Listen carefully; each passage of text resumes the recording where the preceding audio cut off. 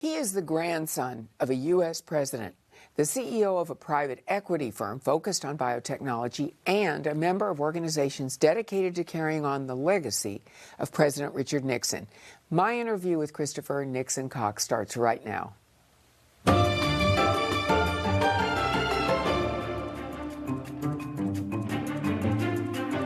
Welcome to Conversations. My guest today is a lawyer, a biotech entrepreneur, a politician, and a board member of the Nixon Foundation, among many other organizations. He is the grandson of President Richard Nixon and First Lady Pat Nixon. I'm so happy to have him join me today. Welcome, Christopher Nixon Cox. Nancy, it's so great to be with you today. Well, we're glad you could join us. Chris, I want to talk with you about so many things, but let's start with your grandfather, President Richard Nixon. You know, as time goes by, his accomplishments are taking a prominent role in the annals of history, and the Watergate episode is receding. What are some of the ways you want to see your grandfather remembered?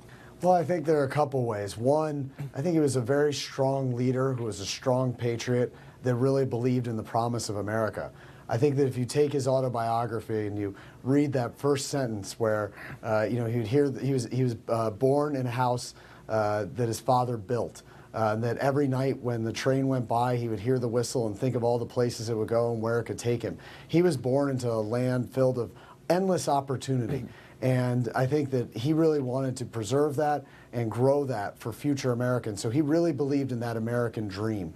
And so that's one thing that I think that I'd love to have people remember about him. And then, of course, I want people to remember what a great leader he was, that he was a great world statesman, that when allies such as Israel were in trouble, he brought the full might of the United States to bear to fight off enemies of Israel and enemies of the West and enemies of democracy. So I think there are so many great accomplishments he had in the foreign policy arena. But then in terms of the domestic policy arena, he believed in clean air and clean water, so he started the EPA, protecting workers' rights, so he started OSHA. He believed in bridges to human dignity and opening the American dream to all Americans. So I just think, there's so many accomplishments that I can't wait for Americans to get to know about Richard Nixon. Longtime Nixon speechwriter Ben Stein wrote The Peacemaker, Nixon the Man, President, and My Friend. What did your grandfather do to earn the title Peacemaker? It's a great question. So on his tombstone, he has the title that the greatest honor history can bestow is the title of Peacemaker. So it was something that he cared very much about. And he was known as a hawk in the Cold War, the quintessential Cold Warrior for most of his career. Yet he had the courage to go to Russia to start the process of détente, which was a de-escalation of tensions between the Soviet Union and the United States, which resulted in some great accomplishments, including the ending of the Vietnam War 6 months after he visited Russia, and also the SALT Treaty, which limited ballistic missiles and nuclear weapons that could be developed by both the Soviet Union and the United States. It was all part of a de-escalation and a reaching out to countries that were antagonistic to the United States. Israel is at war now, and President Nixon will be remembered as being a friend of Israel. What would he say about what's going on now, and what would he do if he were president today? My grandfather was a big believer in the alliance between the United States and Israel, and I think the past is prologue. And when Israel was attacked during the 1973 war, my grandfather overruled many in his cabinet, as well as at the Pentagon, who wanted to slow walk aid to Israel. And he told them, send everything that flies to Israel. Get it there, get it fast, so that the Israelis could defeat their enemies. But then he was also very cognizant of winning the peace.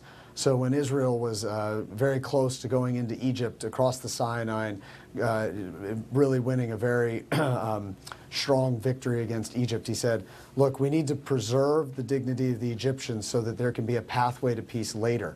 And of course, that set the stage for the Camp David Accords in the late 1970s. So I think, as I said, the past is prologue. So what he would do today is he would be rushing aid to Israel. He would say that we need to support them strongly militarily, and it's very important that Israel defend itself against its enemies with the full support of the United States. President Nixon was also credited for ushering in a new era of U.S. relations with China. The U.S. now has a very tense relationship with China. Where did it all go wrong? I think it went wrong in this way. My grandfather opened the door to China during the Cold War because he realized that to defeat the Soviet Union, we needed to break apart the communist bloc. And he saw that there was tension between China and Russia. And so he brought China over to the U.S. side. And that alliance worked because we had mutual interests. But somewhere along the line in the 90s and the early 2000s, we forgot that we needed to have mutual interests with China and not just be working in China's interests. So when we admitted China to the WTO and changed the rules to have them admitted, we really needed to work more on bringing China up to our standards and not just focused on doing what was best for China. And so I think that that's where the course correction happened under the Trump administration, was that we said, enough's enough, the Cold War's over, and we need to have we need to redefine the relationship with China. Your grandfather's most prominent Secretary of State and National Security Advisor, Henry Kissinger, just passed away recently. How do you remember Kissinger, and what would you say was their greatest achievement as a team? I would say that Dr. Kissinger was the quintessential diplomat. When you look diplomat up in the dictionary, you would see a picture of Dr. Kissinger. He was smart, he was patriotic, he loved people, he loved being around people, and he always was focused on the national interests of the United States and the country that he was a diplomat for. You couldn't ask for a better diplomat. I think, of course, the greatest accomplishment they had was the opening of China, and Dr. Kissinger played an extremely important role working with my grandfather to implement Richard Nixon's policies towards China. That was a critical role that probably only Dr. Kissinger could have played. But I think also the role he played in bringing the process of détente, starting the process of détente with the Soviet Union, all of those history I think will look very kindly upon. What do you think Nixon as president could have achieved had Woodward and Bernstein not embarked on their Watergate coverage? That's a great question. I'm glad you asked it, because I'm going to say something a little controversial, and that's that the Vietnam War, the North Vietnamese would not have been allowed to go into South Vietnam if Richard Nixon were president, because they knew that Richard Nixon was a tough guy, and if they stepped out of line and invaded the South after the peace accords of 1973, that Richard Nixon would throw everything at them to stop them. So I think you would have had a durable peace for as long as my grandfather was president, and that was probably one of the greatest tragedies of Watergate, was the final stages of the Vietnam War, which of course we saw in 1975, and then of course the bloodbath that we saw in Cambodia led by the Khmer Rouge. I think that if my grandfather could have finished his term, that never would have happened. Do you think your grandfather was ultimately betrayed and forced to resign?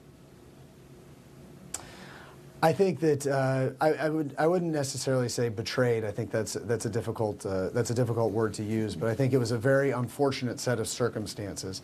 My grandfather, by of course standing up for Israel, antagonized some of the Arab states that then banded together and really hiked the price of oil around the world. That caused a recession to happen just as Watergate was breaking. So the mood of the country was sour to begin with. And then on top of that, you throw the Watergate scandal, and that gave the Democrats all the ammunition they needed to try and take my grandfather out of office. And of course, with an election, a midterm election coming up in 1974, many skittish Republicans were, willing to abandon my grandfather. Of course, my grandfather also didn't have the benefit of having news organizations like Newsmax and Fox News to defend him. So he didn't have the Senate. It was a Democrat-controlled Senate. He didn't have the House. It was a Democrat-controlled House. He didn't have Fox News. He didn't have talk radio. He didn't have Newsmax. It was really just him. And that was a very difficult thing to defend. And of course, the game had changed at that point, where the Democrats were willing to do things differently than they did in the 70s, then the 60s and the 50s. And, the game had changed. Many would argue all the major media outlets in the U.S. were not kind to President Nixon. What did they get wrong, and why? I think my grandfather was a very interesting president from this perspective. From 1928 until 1968, the only Republican to win a presidential election was Dwight Eisenhower. And Dwight Eisenhower, he was a Republican, but he was until 1968, the only Republican to win a presidential election was Dwight Eisenhower. And Dwight Eisenhower, he was a Republican, but he was really the general, the man who saved Europe from Nazism. So he wasn't, in a sense, threatening because he wasn't an ideology as much as he was an individual. My grandfather was the first president elected as a Republican in 40 years who really had a Republican ideology that won as a Republican, with a new Republican ideology, bringing the South over into the Republican Party, winning overwhelmingly in northeastern suburbs. This presented an existential threat to Democrat power, and as a response, they decided that they wanted to take him out. And so I think that many news organizations, which lean left, as we know, and were certainly very left back then, colluded and collaborated with their allies in the Democrat Party to take my grandfather out. And I think the thing that those news organizations missed is that my grandfather's policies were actually very middle of the road, and that he was one that would have worked to put in affirmative action, believe it or not, and the EPA, as we mentioned, and OSHA. These were accomplishments that a liberal would be proud of. So instead of looking for commonality, they sought to destroy him, and I think that that was a big mistake. The Republican Party is divided on a number of issues and has recently been through some very public battles. When we come back, a look at how the party will survive the internal strife.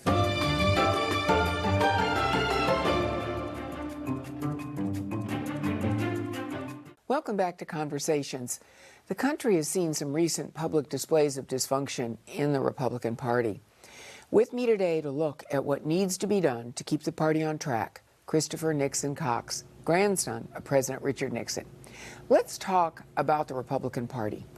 The ousting of former House Speaker Kevin McCarthy was a public spectacle and exposed a growing divide between the far-right and moderate Republicans. Should the two sides work things out privately, or should the divide be a matter of public record? Well, I always think it's better that, within our party that we work things out in private, because I think that what most people will agree is that my 80% friend is better than my 0% friend. And I think that the Republican Party has much more in common with various people who will identify with the Republican Party than they will with people identify with the Democrat Party.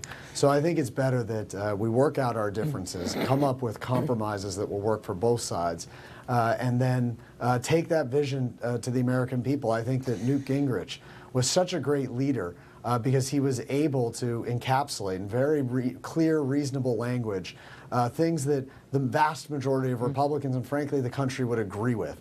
And he worked on uniting us. And I think that that's what the Republican Party needs to focus on as we come up to this election and then elections after this year, which is how can we unite ourselves and then unite the country behind ideas that are very compelling and unifying. And so I think that's the direction that we have to go in.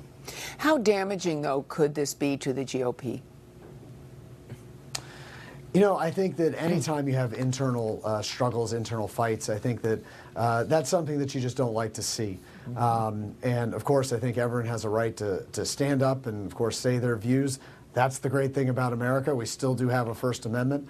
So, I, of course, encourage people to voice their views. But I think that politics is a team sport, and we have to keep that in mind, and we have to focus on how can we win elections. I think the fact that we have barely a Republican Party in the Northeast is something that's not just unfortunate for the party, but also unfortunate for the country. We need to compete in all areas of the country, in California and New York. We need to bring our message there, not just by parroting the Democrat Party, but by providing a vision that differs sharply from the Democratic Party that will make the lives of people in cities in the Northeast in California better. And I can see, I watched Lee Zeldin's campaign 2 years ago, I can see that people, even in New York City, people in New York State are hungering for new leadership, and the Republican Party has to provide that. You're a member of the Nixon Seminar on Conservative Realism and National Security. What is conservative realism, and what is the mission of the organization? So the mission of the organization is actually to bring together a diverse point of views within the Republican Party for a seminar once every month where we talk about an issue of national significance and on international policy. And the idea is to come up with common sense solutions to problems that are facing the United States by incorporating a wide variety of views. So that's really what the realist point of view is that it's not ideological. It takes what are the interests of the United States, how can we best implement those interests, and how can we find commonality, whether it's with allies, which are great, but also with some countries that may not like the United States. It's focusing on a foreign policy based on national interests, and that's what comes first. Let's talk about your political future. Do you still have aspirations for public office?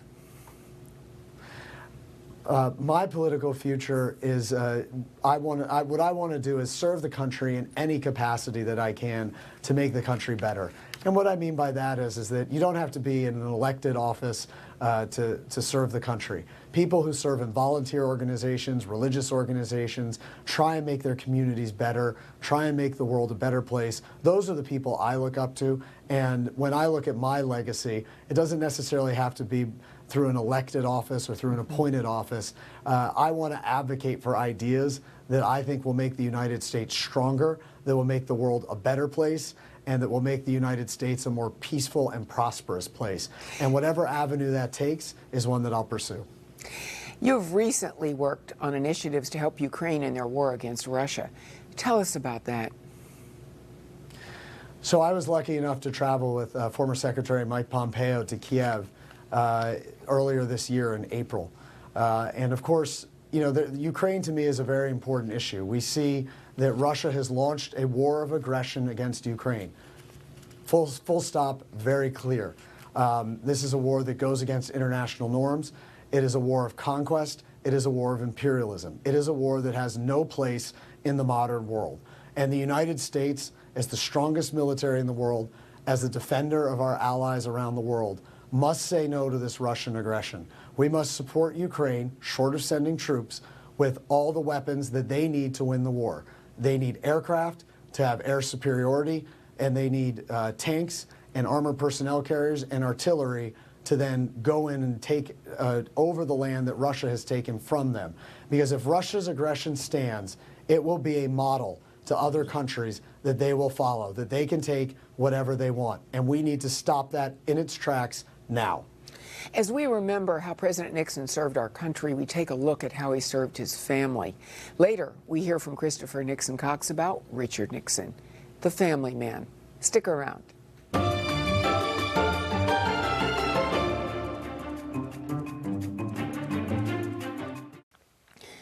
Welcome back to Conversations. I'm speaking with Christopher Nixon Cox. Chris, President Nixon signed the National Cancer Act of 1971 in support of the National Cancer Institute. I remember it well. In your view, how did that change the course of cancer research?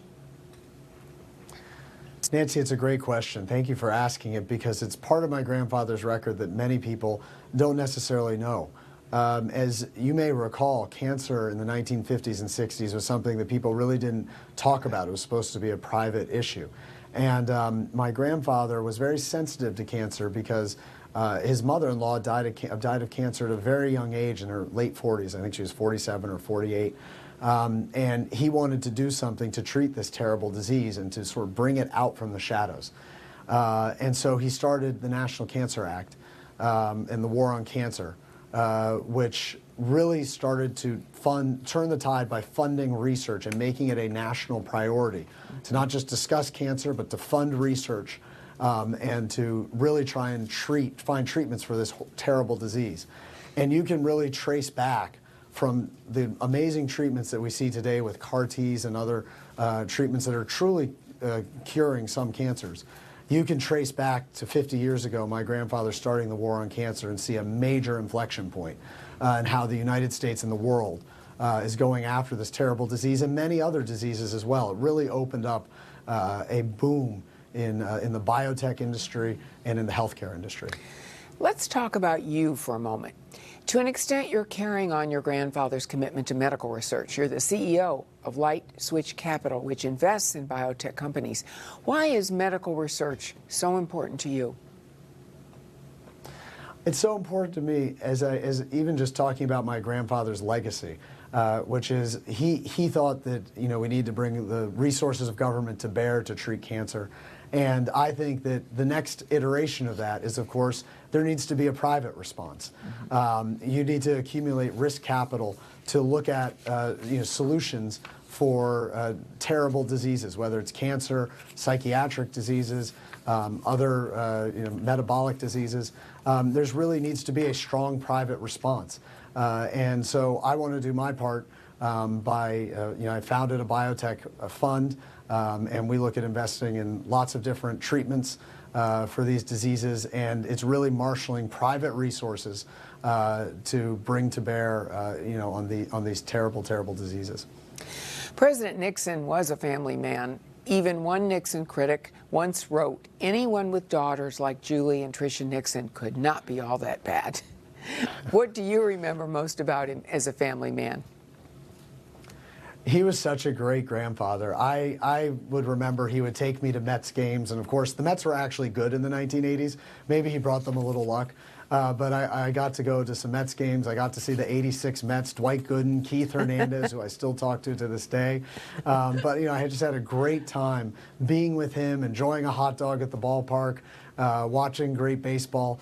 And then, of course, at Thanksgiving, we'd sit around the Thanksgiving table and talk about life and politics. And, of course, when Halloween came around, we would welcome trick-or-treaters to our home. It was a very Norman Rockwell experience, I would say, and something that I remember so very well, even to this day, and will carry with me for the rest of my life.